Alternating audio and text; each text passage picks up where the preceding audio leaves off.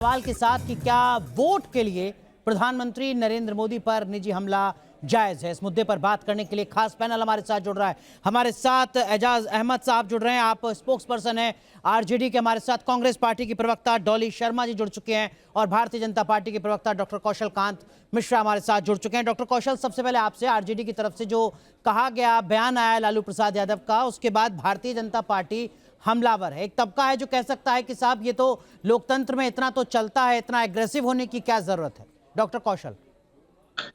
अनुराग जी, ये इनके लिए चलता होगा क्योंकि कांग्रेस और आरजेडी और इंडी गठबंधन में तो सब कुछ चलता है। घोटाला चलता है, भ्रष्टाचार चलता है, धोखेबाजी चलता है, परिवारवाद चलता है। यहाँ पर केवल राष्ट्रवाद चलता है।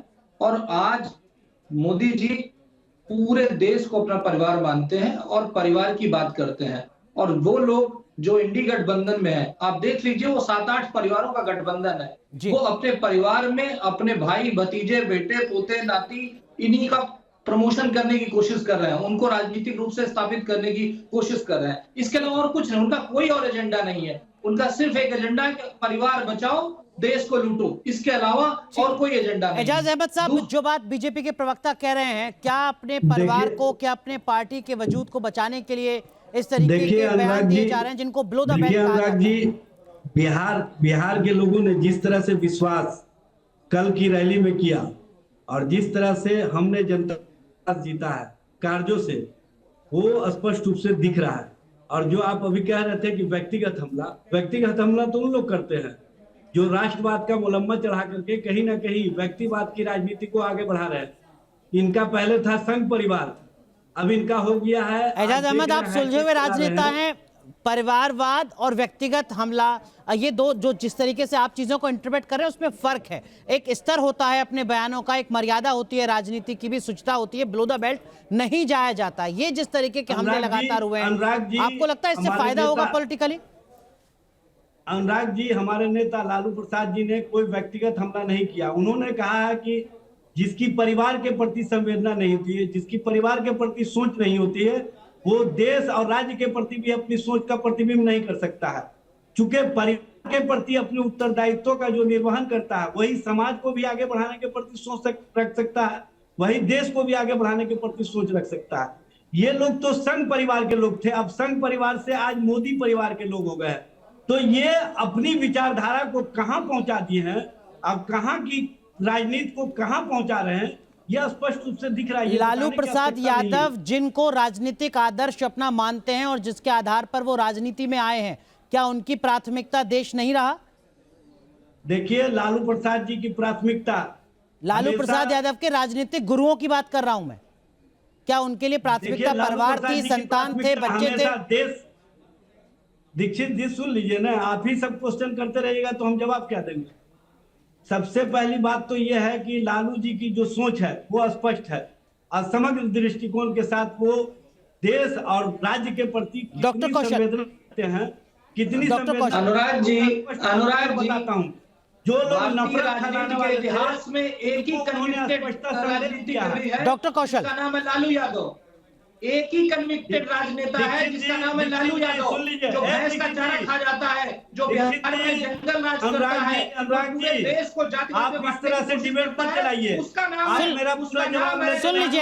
एजाज जी सुन लीजिए क्या कह रहे हैं बीजेपी के प्रवक्ता। भाई क्या सुनेंगे उनको? पहले तो आप मेरी बात को जाने नहीं देते हैं और उसके बाद आप ही की बात जा रही है सर, और आप ही के नेता की बात जा रही है जिस पर चर्चा हो रही है। होता है डिबेट का नॉर्म होता है, डिबेट का सिस्टम होता है। ठीक कहा एजाज अहमद, जिस तरीके से डिबेट के कुछ नियम होते हैं, मान्यताएं होती हैं, इसी तरीके से राजनीति में शुचिता की मान्यता होती है। राजनीति में निजी हमले नहीं किए जाते हैं। राजनीति में माता पिता बच्चों को, वैवाहिक जीवन को, पारिवारिक रिश्तों को बचाकर रखा जाता है। जो पिछड़े समाज ठीक है, आपने अपनी बात कही। डॉक्टर कौशल माफ कीजिए, आप दोनों को रोक रहा हूं। डॉली शर्मा 2007 में गुजरात का विधानसभा चुनाव मुझे अच्छे से याद है। सोनिया गांधी ने मौत का सौदागर कहा प्रधानमंत्री नरेंद्र मोदी को। नतीजे 2007 से 24 तक गुजरात में किस तरीके के हैं पूरी दुनिया देख रही है। 2014 चाय वाला पीएम नहीं बन सकता, 2019 चौकीदार चोर है, इसके बीच में भी तमाम तरीके के इस तरीके के विवादित बयान आए जो आंकड़े बताते हैं कि उन विवादों से, बयानों से फायदा विपक्ष को नहीं हुआ, उल्टा नुकसान हुआ। क्या आपको नहीं लगता कि बचना चाहिए इस तरीके के बयानों से? जी, आप सभी को नमस्कार।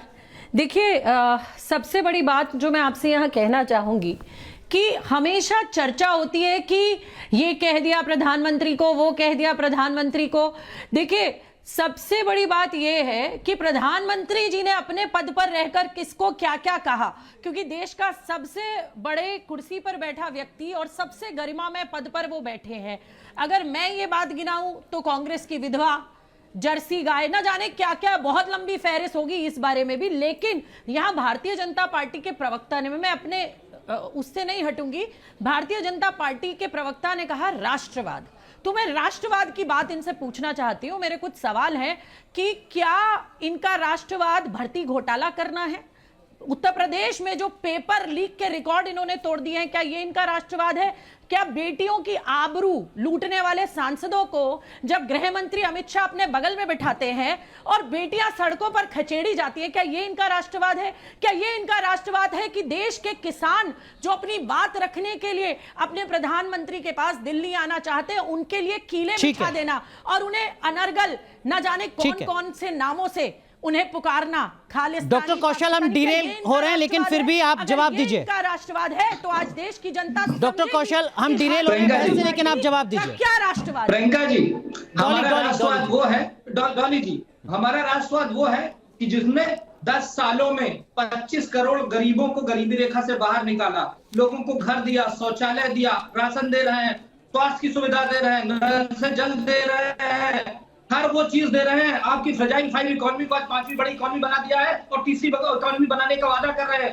राष्ट्रवाद का नारा यह है कि आज आतंकवादी घटनाएं खत्म हो चुकी हैं, आज बम ब्लास्ट नहीं होते हैं, आज चीजें देश सुरक्षित महसूस करता है। आज जब हम और आप बाहर जाते हैं, विदेश जाते हैं, तो हमारे पासपोर्ट की वैल्यू है। 80 देशों में बिना वीजा के पासपोर्ट की एंट्री हो रही। ये राष्ट्रवाद है। राष्ट्रवाद ये है कि हम परिवारवाद से ऊपर उठ करके पूरे देश की बात करते हैं, पूरे देशवासियों को अपना परिवार। डॉली शर्मा, डिरेल नहीं करते हैं चर्चा को, उसी मुद्दे पर लौटते हैं जिस मुद्दे से चर्चा की शुरुआत की है। हमेशा ठीक है डॉक्टर कौशल। डॉली शर्मा सुन लीजिए, डॉली शर्मा सुन लीजिए, मेरी बात सुन लीजिए, फिर आप जवाब दीजिएगा। आपने जो सवाल खड़ा किया उसी का जवाब यहाँ पर कौशल का मिश्रण ने दिया। नहीं, डॉली शर्मा सुनिए ना, जिस मुद्दे पर बहस है उसी मुद्दे पर तो बहस करेंगे। जब विकास कार्यों की बात होगी आप जुड़िएगा हमारे साथ, आप बताइएगा। मैं बात कर रहा हूं प्रधानमंत्री मोदी पर हुए निजी हमले की। आप जरा सुन लीजिए 20 सेकंड, मुझे 20 सेकंड दे दीजिए। बोलिए। अरे दीक्षित जी, मुझे 20 सेकंड बोलिए। मुझे 20 सेकंड दे दीजिए। इन्होंने मेरी बात का जवाब दिया, मैं जरा इनको एक जवाब पूछना चाहती हूँ इनसे। लंबी चौड़ी बात नहीं करूंगी। इन्होंने कहा हर घर जल। गाजियाबाद मेरा संसदीय क्षेत्र है। नहीं, डॉली शर्मा, देखिए अपनी कॉन्स्टिट्यूएंसी को आपको एड्रेस करना है डिबेट के माध्यम से, प्लीज, वेरी सॉरी। नहीं, समझिए। हम गाजियाबाद में कांग्रेस के कॉन्स्टिट्यूएंसी को एड्रेस करने के लिए बहस नहीं कर रहे हैं। प्लीज। नहीं, राष्ट्रवाद ये है, कांग्रेस का राष्ट्रवाद ये है कि कांग्रेस का कहीं नेता जीतता है तो वहां पे पाकिस्तान जिंदाबाद के नारे लगते हैं, वहां पे भारत के माफ कीजिए, आप दोनों को। और जब भारतीय जनता पार्टी का कोई नेता आता है और नारे लगते हैं, केवल आरजेडी के एजाज अहमद, माफ कीजिए आप दोनों को रोक रहा हूं। एजाज अहमद साहब, गंदी नाली का कीड़ा, पागल कुत्ता, भस्मासुर, वायरस, हिटलर, रावण, मौत का सौदागर, गद्दाफी, नीच आदमी, हिटलर और इसके साथ साथ जिन्ना और तमाम इस तरीके के बयान प्रधानमंत्री नरेंद्र मोदी को लेकर दिए गए विपक्ष के द्वारा। और सिर्फ प्रधानमंत्री मोदी पर ही हमला नहीं हुआ है, उनके परिवार पर, उनकी मां, उनके पिता पर भी इस तरीके के हमले होते रहे। आपको नहीं लगता ये परिपक्वता नहीं है राजनीति की? देखिए, सबसे बड़ी बात यह है कि भारत के प्रधानमंत्री जो एक जिम्मेदार पद पर बैठे हुए हैं, वो किस तरह से संबोधित करते हैं अपने विपक्षी नेताओं को।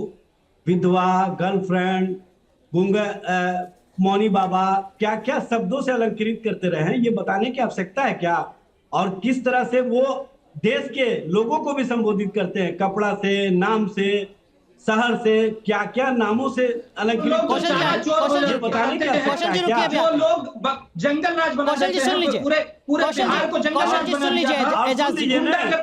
जिनके एजाज साथ जी, आज कम बिहार में ये अरे चारा चोर क्या बोलेंगे भाई, चारा चोर भ्रष्टाचारी परिवारवादी जिनके लिए पूरा बिहार पूरा देश केवल एक परिवार में सीमित है, और जो अभी चारा चोरने के बाद उसके बाद वो रिश्वत लेते हैं, लेते हैं, नौकरी देते हैं, गरीबों से उनकी जमीन लिखवा करके उनको नौकरी देने का काम करते हैं। ठीक है, लेकिन डॉली शर्मा आपको नहीं लग रहा है कि एक सेल्फ गोल है विपक्ष की तरफ से प्रधानमंत्री नरेंद्र मोदी पर इस तरीके के बयान का, और उसके बाद बीजेपी जितने एग्रेसिवली सामने आई है, मैं भी परिवार लगातार सोशल मीडिया पर ट्रेंड कर रहा है, हैशटैग सामने आ रहे हैं, एक सेल्फ गोल कर लिया है विपक्ष ने? डॉली शर्मा,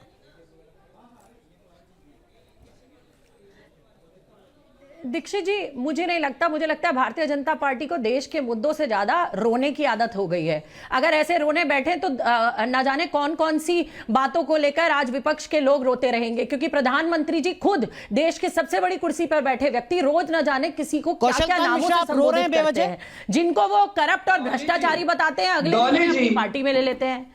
ठीक है, डॉली जी सिर्फ ये बता दीजिए, इनको रोने की आदत हो गई है, ये रोना छोड़कर देश के असलियत मुद्दों पर आए हैं। 2 करोड़ रोजगार देने की बात करी थी, आज 10 सालों में 10 सालों में 20 करोड़ रोजगार आप दोनों को रोका